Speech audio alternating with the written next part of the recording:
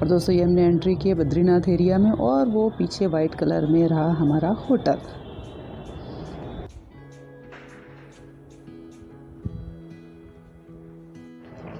जय बद्री विशाल। दोस्तों ये जो मेरे पीछे दो पर्वत आपको दिखाई दे रहे हैं, ये है नर और ये है नारायण पर्वत। तो आज अभी मैं आपको थोड़ी सी नर और नारायण के बारे में कहानी बता देती हूँ। नर और नारायण की कहानी जो है वो है, नर नारायण जी जो थे वो हमारे विष्णु जी के अवतार हुए थे। तो विष्णु जी के अवतार जब ये हुए तो उसके पीछे एक रहस्य था। वो रहस्य ये था कि उस समय में एक राक्षस था, उसने बहुत अत्याचार मचा के रखा हुआ था यहाँ पे। तो उसके अत्याचार से सब बहुत परेशान हो गए थे और उसने सूर्य देवता से वरदान प्राप्त किया था, और उसने 1000 कवच सूर्य देवता से वरदान स्वरूप प्राप्त कर लिए थे, जिसकी वजह से उसे कोई भी हरा नहीं सकता था। और जो भी एक कवच भी जो उसका तोड़ता था तो वो मर सकता था। ये उसने वरदान लिया था सूर्य देवता से। तो इस तरीके से उसके अत्याचार इतने ज़्यादा बढ़ते जा रहे थे कि कोई भी उसको हरा नहीं पा रहा था। ये देख के जो सती माता जी की बहन थी, अर्थात जो दक्ष प्रजापति जी की पुत्री थी, उन्होंने विष्णु जी से प्रार्थना की कि आप पुत्र स्वरूप मेरे अंदर आइए और उत्पन्न होइए, और उसके बाद आप जो है इस राक्षस से सबको मुक्ति दिलाइए। तो तब विष्णु जी जो है जुड़वां रूप में, यानी कि नर और नारायण के रूप में उनके गर्भ से प्रकट हुए हुए। तो फिर क्या हुआ था, एक कहानी इस तरीके की जो आती है कि एक बार जब राक्षस से नर की लड़ाई हुई तो बहुत सालों तक यहाँ पे लड़ाई चलती रही, और अंत में जो नर भगवान जी थे उन्होंने उसका एक जो कवच था वो तोड़ दिया। और उसकी जब तक उनकी नर की उस राक्षस के साथ लड़ाई चल रही थी, उस राक्षस को सहस्त्र कवच के नाम से जाना जाता था। तो जब तक उनका युद्ध चलता रहा तब तक नारायण जी जो थे वो तपस्या करते रहे, और जब वो तपस्या करने के बाद नर की मृत्यु हो गई तो नारायण देवता आए और उन्होंने अपनी तपस्या से उनको जो मंत्र सिद्धि हुई थी उन्होंने उससे नर भगवान को जीवित कर दिया। उसके बाद फिर नर भगवान जी जो थे वो लड़ाई करने लगे। उसके बाद नर भगवान ने उसका दूसरा कवच तोड़ दिया, नारायण भगवान ने दूसरा कवच तोड़ दिया। तब तक नर भगवान तपस्या कर रहे थे तो उनको मंत्र सिद्धि प्राप्त हुई, तो वो आए और उन्होंने फिर नारायण जी को जीवित किया। इस तरीके से अल्टरनेटिवली जब नर भगवान तपस्या करते थे तो नारायण भगवान उस राक्षस से युद्ध करते थे, और जब नारायण भगवान तपस्या करते तो नर भगवान उससे युद्ध करते थे। तो एक एक करके उसके सारे जो वो था कवच था वो टूटते गए। अंत में जब 1000 में से सिर्फ एक कवच बचा तो वो उस राक्षस को लगा कि अब तो मेरी मृत्यु निश्चित है, तो वो भाग के सूर्य देवता के शरण में चला गया। तो सूर्य देवता ने जब उसको अपने अंडर में लिया उसकी रक्षा करने का, क्योंकि जो कहते हैं ना जो शरण में आता तो उसकी रक्षा करनी ही होती है, तो सूर्य देवता ने उसे अपने अंडर में ले लिया। तो वहाँ पे नर और नारायण भी वहाँ पे पहुँच गए और उन्होंने सूर्य देवता से उसको सामने लाने को कहा, लेकिन सूर्य देवता जी बोले नहीं, जो हमारे शरण में आया उसको तो वो मेरे शरणार्थी है, तो आप उसे नहीं मार सकते। तो वहाँ पे उन्होंने श्राप दिया, नर और नारायण ने सूर्य देवता को भी श्राप दिया कि अगले जन्म में इसके साथ साथ आपको भी कष्ट भोगना पड़ेगा। इस तरीके की कहानी आती है दोस्तों। तो कहते हैं फिर अगले जन्म में नर और नारायण जो थे वो कृष्ण और अर्जुन के रूप में आए, और जो राक्षस जो सूर्य की शरण में था, चूँकि सूर्य भगवान की कृपा थी तो वो कर्ण के रूप में कुंती माता के मंत्र से जो उत्पन्न हुए थे कर्ण, वो उत्पन्न हुए। और जो एक कहते हैं ना जो कर्ण थे वो कुंडल और कवच के साथ आए थे, तो वो वही कवच था जो पिछले जन्म में एक रह गया था जो नर और नारायण ख़त्म नहीं कर पाए थे। तो उसी को ख़त्म करने के लिए अगले जन्म में नर और नारायण कृष्ण और अर्जुन के रूप में, और जो वो राक्षस था वो कर्ण के रूप में जन्म लेता है। ऐसी कहानी कही जाती है इस पर्वत के बारे में दोस्तों। तो अभी मैं बद्रीनाथ बस पहुंची हूँ और ये सामने जो होटल दिख रहा है इसमें रुकी हुई हूँ, और अब हम जा रहे हैं माड़ा गाँव। माड़ा गाँव पहुँच के आपको आगे की माड़ा गाँव के बारे में दिखाते हैं, और फिर माड़ा गाँव से वापस आने के बाद हम आपको कराएंगे बद्री विशाल जी के दर्शन। तो बने रहिए मेरे साथ। जय बद्री विशाल, जय श्री राम, जय श्री कृष्ण, जय श्री शिव, जय भोलेनाथ। दोस्तों जो आपको अभी मैंने नर और नारायण पर्वत की स्टोरी बताई है तो वो अभी उसका क्लाइमैक्स तो बाकी है दोस्तों, क्योंकि उसका क्लाइमैक्स जुड़ा हुआ है बद्रीनाथ धाम से और नरसिंह देव भगवान जो कि जोशीमठ में स्थित हैं। तो जब हम नरसिंह भगवान के दर्शन करेंगे तब आपको नर और नारायण पर्वत का क्लाइमैक्स भी पता चलेगा। चलिए दोस्तों अब हम एंटर कर रहे हैं अपने माना गाँव में। लिखा है लास्ट इंडियन विलेज। तो हम पहुँच रहे हैं अंतिम गाँव। जो हमारे भारत का अंतिम गांव कहलाता है, वहाँ पे हम एंट्री कर रहे हैं अब। खूबसूरती देखिए दोस्तों, पहाड़, नीचे बहती हुई नदी और बिल्कुल बर्फ़ से ढका हुआ पहाड़ दिख रहा है, और ये बहता हुआ झरना, ये देखिए गोल्डन हो गया पहाड़, बहुत ही सुंदर है। जब बाहर पार्किंग में इतना सुंदर लग रहा है तो अभी अंदर जाने पे क्या क्या नज़ारे होंगे, मैं तो वही सोच रही हूँ। बहुत ही सुंदर लग रहा है। हम सारे के सारे यहाँ खड़े होके बस थोड़ी देर तक तो इसी को निहारते रहे हैं।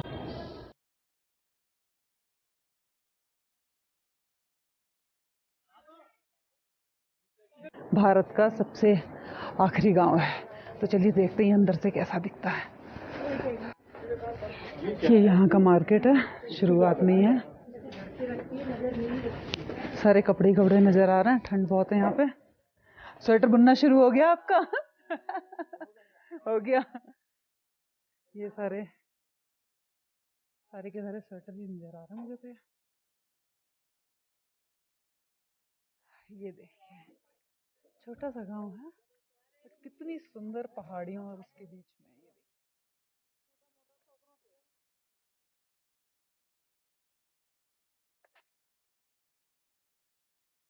सारे घर बिल्कुल पत्थरों और टीन के बने हुए हैं। ये देखिए कितनी सुन हाँ, ऊन अच्छी है ना यहाँ की, गर्म है एकदम से, देखने से ही पता चल रही है कि बहुत गर्म होगी। कुल्फी जम जाएगी, ले लो ग्लव्स यहाँ से थोड़े से और। ये सारे लोग आ रहे हैं माड़ा गांव घूम के, और हम चल रहे हैं इधर माड़ा गांव के लिए। ये देखिए पर्वत, देखिए कितने बहुत ही। चलो भाई, अभी बहुत सीढ़ियाँ हैं, चलते जाओ चलते जाओ चलते जाओ चलते जाओ। आसन है ना, वूलन है ना ये सारे। कितने के हैं ये? कितने का? 400 का। और ये स्वेटर है, ये भी वूलन है। हाँ वूलन। जुराबे कितने की हैं? 150 की। लेना आपको तो देख लो, चलिए आते हुए देखेंगे हम, है ना। ये देखिए पहाड़, देखो चढ़ के सांस चढ़ गई यहाँ पे तो, और ठंडा बहुत ज़्यादा हो रहा, हाथ गल रहे हैं पूरे। हाँ चलो भाई चलो, बढ़े चलो बढ़े चलो। एक दुकान और है, सारी वूलन की दुकान है। ठंडा बहुत है ना यहाँ पे भी। बहुत लोग लेके नहीं आते ना। हाँ, लेके भी आते तो फिर वो वूलन इतनी अच्छी भी नहीं होती ना। रोंगफा मिनी वर्ल्ड तो देखो बेचारों का और है क्या, अभी इतनी ठंड आएगी कोई आएगा नहीं, खाना पीना सब बेचारों का इसी से ही तो चलता है। देखो हमें 100-200 में इतना फर्क नहीं है, उनका तो बेचारों का सबका घर चलता है इस चीज से। तो मुझे तो लगता है ऐसी जगहों पे लेना चाहिए, है ना। हाँ बिल्कुल लेंगे आंटी, आ रहे हैं अभी, बिल्कुल अभी वापस आ रहे हैं लेने आपके पास, आ रहे हैं अभी, आके देखते हैं। हाँ ठीक है, ऊपर से नहीं लाएंगे।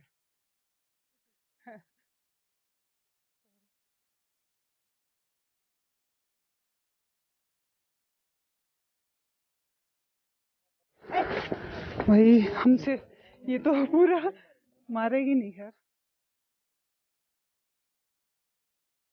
क्या चीज है भाई ये?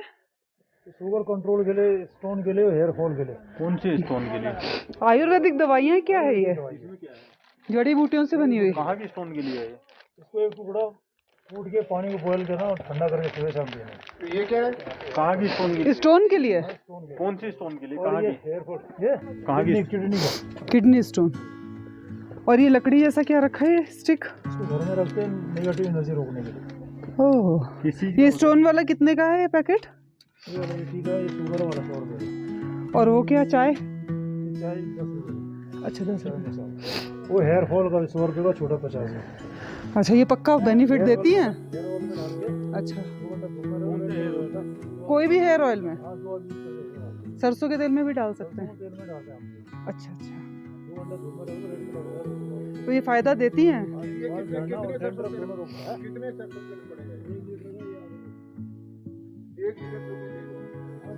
1 लीटर में 1 पैकेट डालना है। ओके, तो देखा आपने यहाँ पे बाल झड़ने की, किडनी की, ब्लड प्रेशर की और घर में नेगेटिव एनर्जी को रोकने की सारी दवाइयाँ मौजूद हैं। अब हम कुछ पास में पहुँच गए माड़ा गाँव के। ये यहाँ पे देखिए रेस्टोरेंट टाइप बना रखा है, थोड़ा सा चाय कॉफ़ी पीने का। और ये आगे जो गेट दिखाई दे रहा है, यहाँ से गांव के अंदर की एंट्री है। और इसके आगे एक बोर्ड लगा हुआ है जिसमें लिखा है कि आप इसके अंदर जाके क्या क्या चीज़ें देख सकते हैं। इसमें है भीम पुल, सरस्वती धाम, केशव प्रयाग, गणेश गुफा और व्यास गुफा, ये 4 चीज़ें हैं। तो सबसे पहले हम लेफ़्ट साइड में जाते हैं, भीम पुल और सरस्वती धाम, केशव प्रयाग, ये ज़रा देख के आते क्या है। फिर हम राइट साइड में गणेश गुफा और व्यास गुफा देखेंगे। तो चलिए लेफ़्ट साइड चलते हैं। उद्गम देखिए, फिर विलुप्त स्थान। तो पहले हम सरस्वती का उद्गम स्थान यहाँ पे देखेंगे, फिर विलुप्त स्थान देखेंगे। और इधर एक भीम पुल भी पड़ता है ना, भीम पुल भी है ना इस साइड ही ना। हाँ, यहीं पे द्रौपदी ने प्राण त्यागे थे अपने, हाँ, शरीर यहीं छोड़ दिया। ये देखिए पर पत्थर देखिए आप कितना सुंदर है। वाह, इसके नीचे से होके निकलना।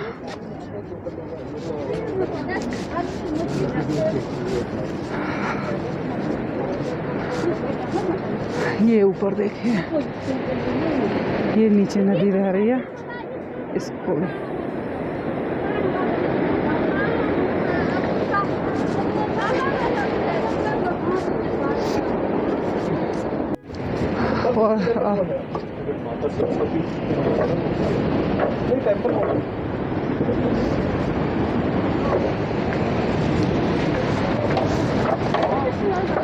जय माँ सरस्वती, जय माँ सरस्वती, आपको शत शत नमन। जय माँ सरस्वती, कितनी सुंदर मूर्ति है। तो अभी तक देखी नहीं, मैं तो आपके वीडियो में देखी। बहुत ही सुंदर मूर्ति है। देखिए मैम, देखिए कितनी सुंदर मूर्ति सरस्वती माता की। जय सरस्वती, जय सरस्वती, बिल्कुल साक्षात सरस्वती माता का मंत्र पढ़ना चाहिए भाई इस बात पे तो यहाँ पे। हाँ, मुझे आता थोड़ा थोड़ा याद है। या कुंदेन्दु तुषारहार धवला, या शुभ्र वस्त्रावृता, या वीणावर्दंड मंडित करा, या श्वेत पद्मासना, या ब्रह्मचित शंकर प्रवृत्ति विदेव सदा वंदिता, सा मम पातु सरस्वती भगवती निशेष जाड्यापहा। जय माँ सरस्वती, जय माँ सरस्वती, बोलो सरस्वती मैया की जय।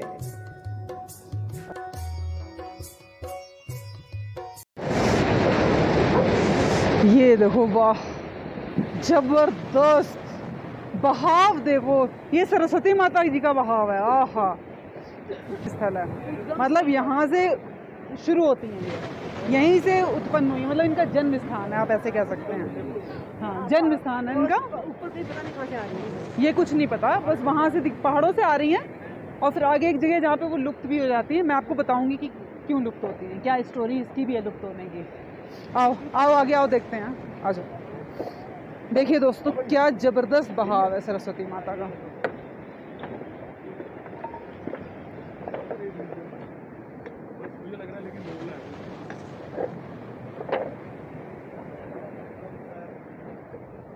आराम से आना।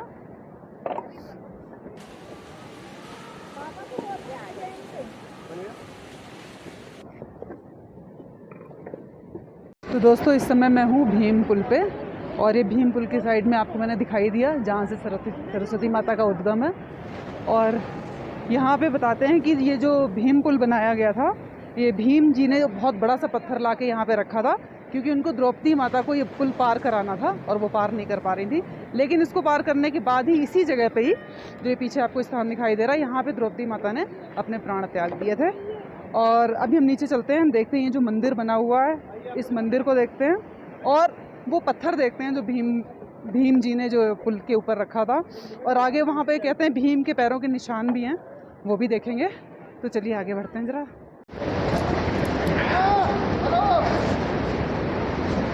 ये सामने भीमशिला है आपकी। हाँ, ये है, ये जो निशान देख रहे हैं, फिंगर्स के निशान है भीम के, ठीक है। वो सामने 2 पैरों के निशान है। कितने ओरिजिनल निशान है। और आगे आगे चल के देखते हैं इसको।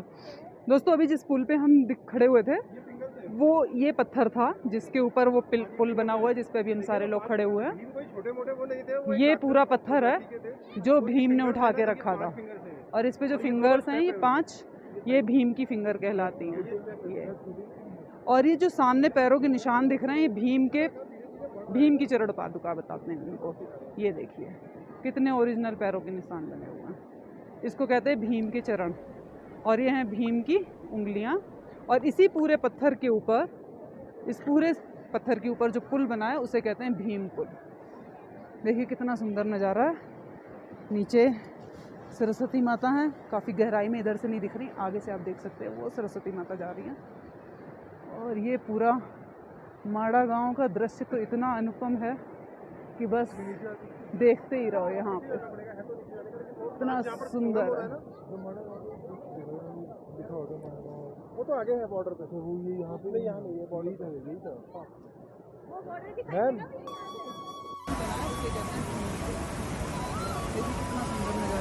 टेम्पल कैसा, बहुत ही सुंदर है। ये टेम्पल है, ये भी नया ही बनाया कह रहे हैं, और सुनने में आ रहा बहुत ही सुंदर है। देखते हैं चल के कैसा है। जय सरस्वती माँ, आपको कोटि कोटि नमन, कोटि कोटि वंदन। जय सरस्वती माता, जय सरस्वती माता, जय सरस्वती माता, जय सरस्वती।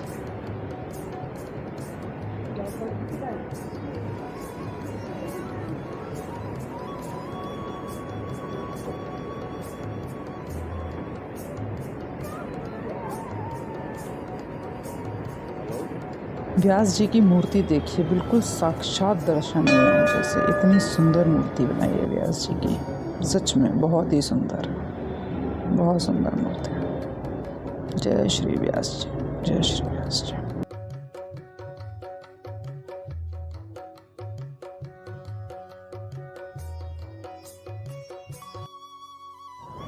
और दोस्तों अंदर की मूर्तियाँ तो इतनी सुंदर हैं, इतनी सुंदर हैं कि जिसकी तारीफ़ ही नहीं की जा सकती है, शब्द नहीं है उनके लिए। बिल्कुल ऐसे चमक रही थी, थोड़ा अंधेरा था मंदिर में, लेकिन वो सारी वाइट कलर की मूर्ति, सरस्वती माता जी की मूर्ति तो इतनी अच्छी लग रही थी कि बस ऐसे दिल कर रहा था कि माता रानी को बस देखते ही रहें, देखते ही रहें। बहुत सुंदर सरस्वती माँ। और बाकी जितनी भी मूर्तियाँ वहाँ पे थी बहुत ही अच्छी थी।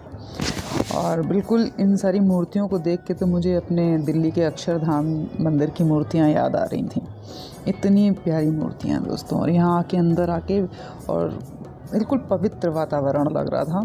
बाहर सरस्वती माता जी की जो आवाज़ आ रही थी पानी की, और जो पंडित जी के जो मंत्रोच्चारण की आवाज़ थी, घंटियों की आवाज़ थी, वो सब अंदर देख के और बैठ के वहाँ पे सारे दर्शन करके बहुत ही अच्छी अनुभूति हुई दोस्तों, बहुत ही अच्छा लगा।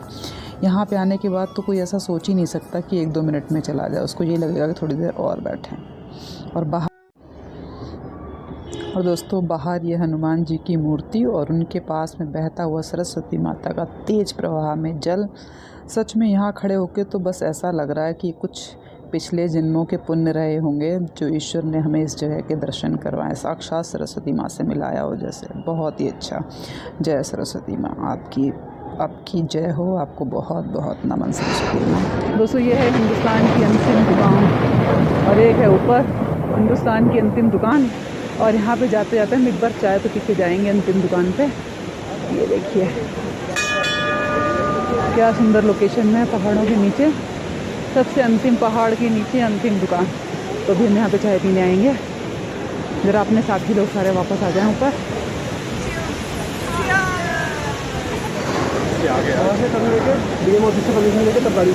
अच्छा, मतलब इसके बाद आगे कोई गांव नहीं है? नहीं, इसके बाद कोई गांव नहीं है, बस भारत का आखिरी गांव है।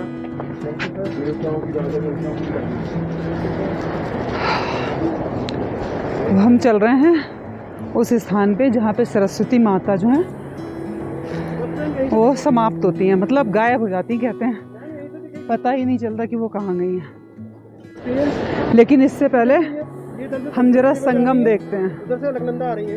ये देखिए दोस्तों, सरस्वती और अलकनंदा जी का संगम। सरस्वती वो विलुप्त हो गई ना। ये देखिए इधर से सरस्वती आ रही है, उधर से अलकनंदा आ रही है, सामने से वो आ रही है ना, देखिए दोनों वो ऊपर से आ रही हैं।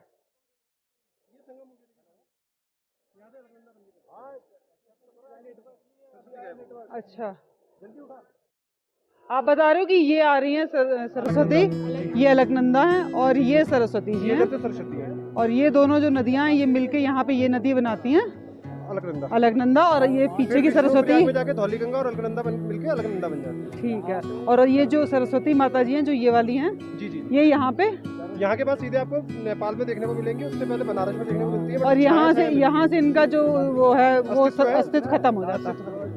अच्छा, और आपको पता है इसका अस्तित्व खत्म होने की कहानी क्या है?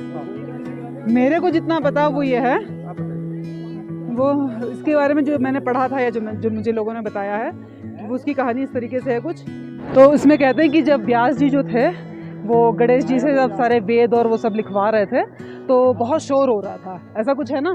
तो शोर की वजह से उन्होंने सरस्वती माता जी को बोला कि भाई शोर कम करो, हमें लिखने में थोड़ी सी दिक्कत हो रही है, लेकिन सरस्वती माता जी तो मानी नहीं। तो फिर व्यास जी ने श्राप दे दिया था उनको कि तुम शोर नहीं कम कर रही हो, इसलिए तुम्हारी समाप्ति मैं यहीं पे कर देता हूँ। कुछ इस तरीके से कहानी है। जो उनका भाव था उसको वेग को कम कर दिया था। उनके वेग को कम करने की वजह से उनका उद्गम यहाँ से धीरे धीरे खत्म होता चला गया।